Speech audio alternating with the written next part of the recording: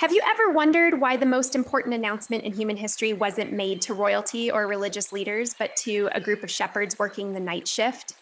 Today, we're diving into one of the most spine tingling moments of the Christmas story that will completely change how you see those angel ornaments on your tree. Welcome back to Spilling the Word.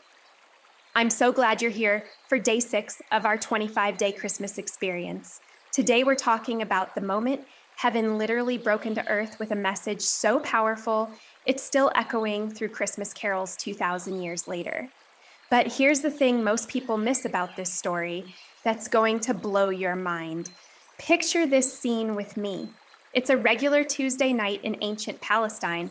A group of shepherds are doing what shepherds do, watching their flocks, probably sharing stories around a fire, maybe complaining about the long hours and low pay. These weren't glamorous jobs. Shepherds were considered the blue-collar workers of their time, often looked down upon by society. They smelled like sheep, worked irregular hours, and definitely weren't on anyone's VIP list.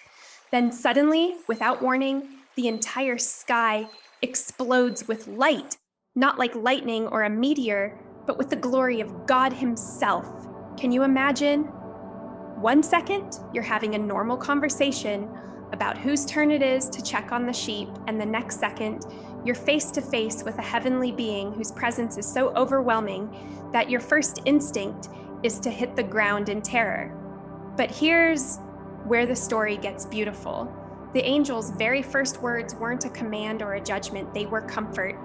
Do not be afraid. Think about that. This messenger from the throne room of heaven starts with compassion. He sees their terror and immediately addresses it. That tells us something profound about the heart of God. Then comes the announcement that changes everything. I bring you good news that will cause great joy for all the people, not just for the religious elite, not just for the wealthy or powerful, for all people. The shepherds weren't chosen despite being overlooked by society. They were chosen because they represented everyone who feels forgotten or undervalued. What happens next is even more incredible.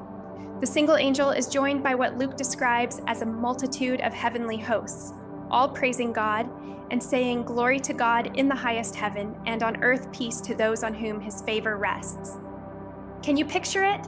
The entire night sky filled with angels singing the first Christmas carol ever performed. This wasn't a quiet, private moment. This was heaven throwing the ultimate celebration party. Now, here's what I find fascinating about this whole scene. These shepherds had front row seats to the greatest announcement in history, and their response was immediate action. They didn't sit around debating whether what they saw was real. They didn't form a committee to discuss the theological implications. Luke tells us they said to one another, "Let's go to Bethlehem and see this thing that has happened, which the Lord has told us about." They left their sheep, their livelihood, right there in the field and took off running toward town. When they found Mary, Joseph, and baby Jesus, they started spreading the word everywhere about what the angel had told them. These simple working men became the first evangelists, the first people to share the good news of Jesus' birth with others. This is why angels have become such a central part of our Christmas celebrations. Every angel ornament, every carol that mentions heavenly hosts, every nativity scene angel is pointing back to this moment when heaven invaded earth with a message of hope. But here's what I want you to catch. The angels weren't just making an announcement. They were making a promise. That promise of do not be afraid isn't just for shepherds 2,000 years ago. It's for you right now, sitting wherever you are, dealing with whatever fears are keeping you up at night. The good news that caused great joy isn't ancient history, it's present reality. The same Jesus whose birth the angels celebrated is the same Jesus who wants to bring peace into your chaos today. Maybe you're feeling more like those terrified shepherds than you'd like to admit this Christmas season.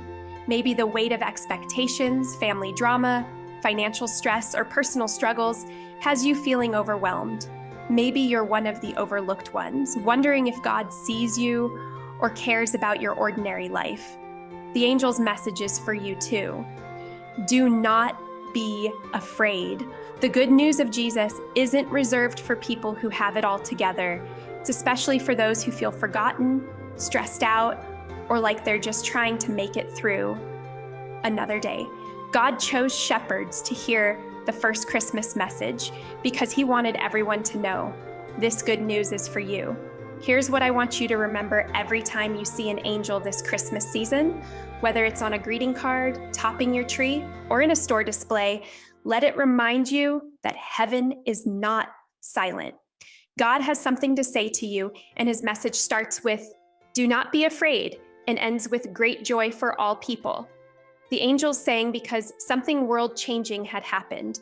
A baby was born who would grow up to be the bridge between heaven and earth, the one who would make it possible for regular people like us to have a relationship with God. That's still worth singing about today. So the next time you hear "Angels We Have Heard on High" or "Hark the Herald Angels Sing," remember, you're hearing an echo of that first heavenly celebration, and you're invited to join in. Here's a prayer to carry with you.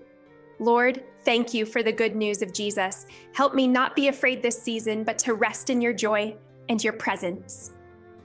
Tomorrow, for day 7, we'll shift our focus to Mary's yes, her obedience and surrender, and how it speaks straight into our lives. Until then, remember, you are loved, you are not forgotten, and the good news of Jesus is still for you.